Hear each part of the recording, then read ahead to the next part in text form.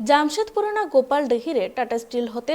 Women's cricket टूर्नामेंटे सापड़ा लेदाय आनुआ tournament रे अतु टोठारेन कुड़ी और तिरला को दाव को हताव केदा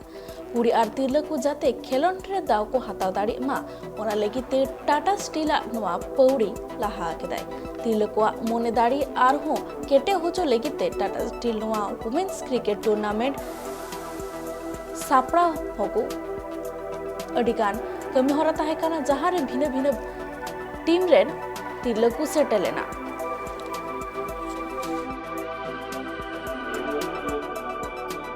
टाटा स्टील अर्बन सेंटर की ओर से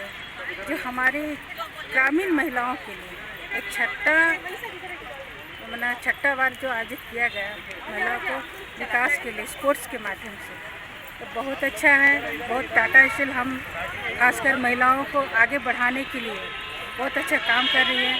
और इस काम में जो है कि हमारे गांव-गांव तक स्पोर्ट्स का, खासकर महिलाओं को स्पोर्ट्स का और रुचि बढ़ेगी। आने वाला दिन में और ज़्यादा महिला भाग लेगी और टाटा स्टील का जो मकसद है महिलाओं को आगे बढ़ाना, इनका सफल